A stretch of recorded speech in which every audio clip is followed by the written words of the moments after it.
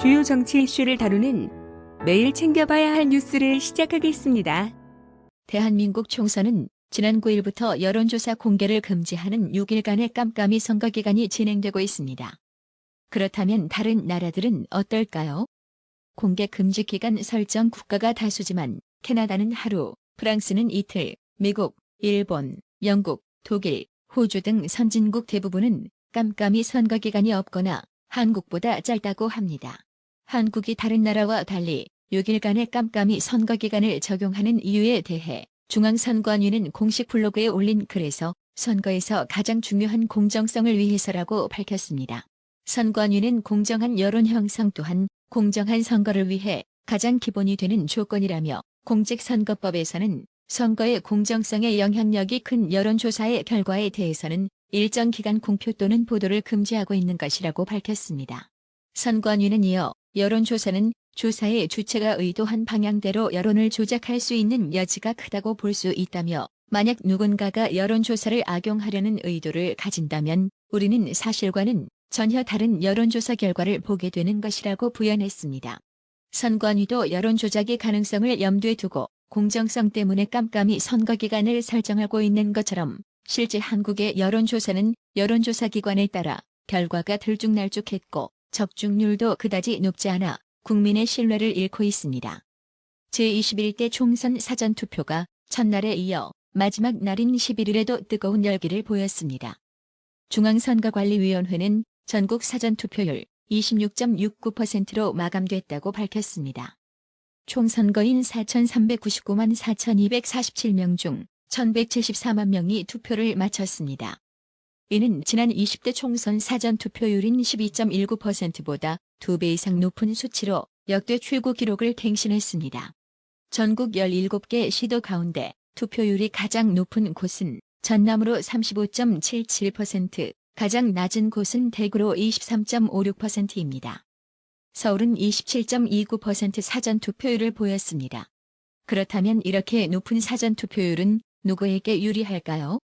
전원책 변호사는 지난 2016년 4.13 총선을 며칠 앞두고 유시민과 함께 썰전에 출연해 대부분 정치 전문가들이 새누리당이 우세할 거라는 전망 속에서도 민주당의 의석수를 120석으로 예상했고 실제 민주당은 123석을 얻어 높은 예상적 중률을 보였습니다. 반대로 새누리당 의석수를 180석으로 예상했던 유시민은 실제 새누리당이 122석을 얻는데 그쳐 형편없는 적중률을 보였는데요. 또 2016년 미국 대선에서 국내 정치평론가 대부분 힐러리가 승리할 걸로 예상했으나 전원책 변호사는 트럼프의 승리를 점쳤고 결과는 적중했습니다. 이처럼 정치 판세를 잘 읽는 전원책 변호사는 이번 21대 4.15 총선에서는 어떤 예상을 했을까요? 며칠 전 전원책 변호사는 자신의 유튜브 채널에서 지금까지 여론조사 결과는 깡그리 무시하라며 경제가 이렇게 폭망하고 안보도 불안한 이 정권이 중간평가에서 좋은 평가를 받을 가능성은 거의 없다는 게 진실이라고 했습니다. 그러면서 나는 이른바 무당층이 투표소에 가서 제대로 반란을 보여줄 것이라고 믿는다라고 예측했습니다. 참고로 유시민이는 이번 21대 총선에서 민주당이 180석을 얻을 거라고 호언장담했습니다. 불과 며칠이면 결과가 나올 것이기에 미리감치 행복 회로를 돌릴 필요는 없겠지만 지금 상황이 그렇게 비관적이지 않는 건 분명히 느낄 수 있겠습니다. 그러니 승리를 원하신다면 반드시 투표합시다. 21대 총선 선거운동이 막바지로 치닫는 가운데 범여권이 윤석열 검찰총장에 대한 적의를 노골적으로 드러내고 있습니다. 야권은 민주당의 희망대로 과반 이상을 차지할 경우 신나젠, 라임, 청와대 선거 개입 의혹 등 살아있는 권력을 향한 수사에 차질을 우려하고 있습니다. 무엇보다 행정부, 사법부, 지방정부에 이어 국회까지 민주당이 다수를 차지하게 되면 견제와 균형이라는 민주주의 통치 원리가 흔들릴 수 있다는 점이 문제로 지적됩니다. 가장 선두에서 윤석열 총장 흔들기를 하고 있는 것은 조국 수호를 내건 범여권 비례정당 열린민주당입니다. 명분은 검찰개혁입니다. 열린민주당 비례 8번 황희석 전 법무부 인권국장은 10일 자신의 페이스북에 문재인 정부를 무너뜨리려는 검찰 쿠데타는 실패했다. 그러나 주범들은 건재하다며 총선이 끝난 뒤 반드시 책임을 물어야 한다. 나는 절대 용서할 수가 없다고 적었습니다. 비례 2번 최강욱 전 청와대 비서관은 10일 원투펀치를 완성해달라며 황희석 전 국장과 함께 찍은 선거 공보물을 올렸습니다. 이들은 선거 초기부터 반윤석열 노선으로 민주당 지지층을 끌어모으기에 나섰습니다. 황희석 전 국장은 검찰 쿠데타 세력이라며 윤석열 총장을 포함해 14명의 검사 명단을 공개했으며 최강욱 전 비서관은 윤석열 총장이 법을 어기고 있는 게 한두 가지가 아니다며 그런 문제들이 공수처에서 다뤄질 수 있을 것이라고 공수처에 윤석열 총장 수사를 공언했었습니다. 이들은 선거 초기부터 반윤석열 노선으로 민주당 지지층을 끌어모으기에 나섰습니다. 이 밖에도 여권은 MBC 보도로 불거진 채널A 기자와 윤석열 총장 측근 검사의 이른바 검언 유착 의혹의 불씨도 계속 지피고 있습니다. 이에 대해 감찰 전 진상조사 단계로 윤석열 총장이 대검 인권부에 조사를 지시한 것을 두고도 측근을 보호하기 위한 꼼수라고 주장하고 있습니다. 사건과 직간접적으로 연관돼 있는 유시민이는 10일 유튜브 알릴레오에서 윤석열 총장이 직을 던지는 한이 있어도 내 손으로 검사장 감찰은 하지 못한다는 선언이라고 규정했습니다.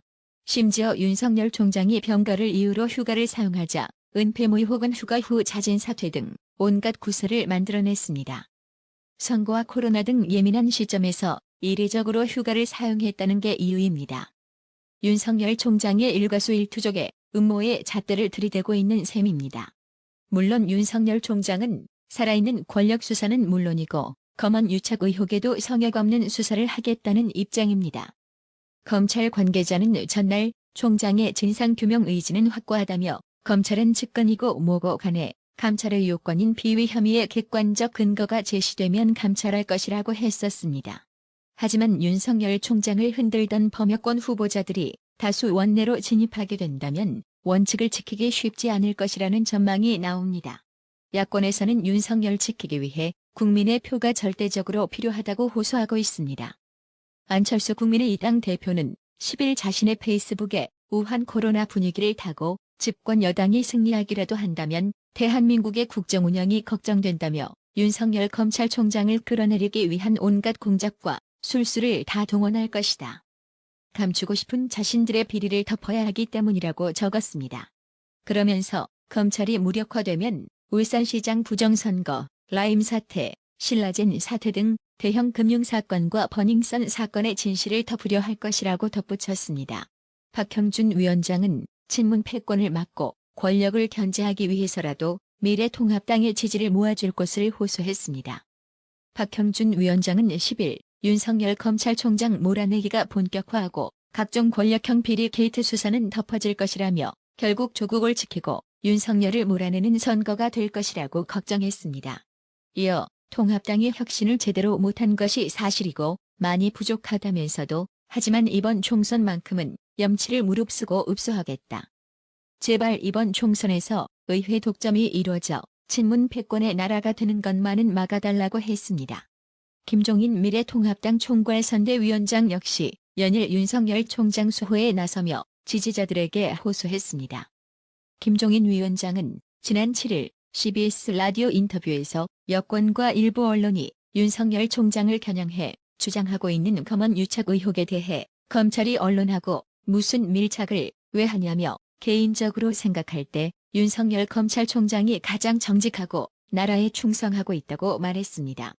그러면서 검찰총장으로 임명할 때 상황과 달리 조국 사태로 윤석열 총장이 자기는 법대로 하겠다고 하니까 윤석열 총장을 계속해서 공격하는 것이 현 정부의 모습 아니냐고 일침을 가했습니다. 김종인 위원장은 또 8일에는 함진규 시흥갑 후보 지원 유세에서 이번 총선에서 잘못해 더불어민주당이 국회를 차지하게 되면 나라를 위해 법을 지키려고 충성하는 윤석열 검찰총장이 위태해진다며 이 사람을 지켜줘야 한다고 밝혔습니다. 11일 안산 호수동 홈플러스 앞 박순자 후보 지원 유세에서 김종인 선대위원장은 또 문재인이 취임사에서 공정하고 정의로운 사회를 강조했지만 3년간 공정과 정의를 외면했다며 조국 전 법무부 장관을 거론했습니다. 김종인 위원장은 조국 장관 임명 과정에서 사는 동안 잘못한 일이 드러났다면서 청문회 때 보니 자유대한민국에서 사회주의자를 떳떳이 이야기하던데 사회주의자가 뭘 어떻게 하겠다는 것인지 문재인이 이런 사람을 장관 만들어 사회주의 국가를 만들려고 하는 것인가 하는 생각이 들었다고 목소리 높였습니다. 그러면서 윤석열 검찰총장을 지키기 위해서라도 미래통합당이 과반을 유지해야 한다고 지지를 호소했습니다. 나라의 TV는 보다 더 양질의 컨텐츠를 생산하기 위해 자발적 구독료를 후원 형식으로 받고 있으니 많은 성원 부탁드립니다. 구독 그리고 알람 설정, 뉴스 영상 내용이 좋았다면 좋아요를 클릭해주세요.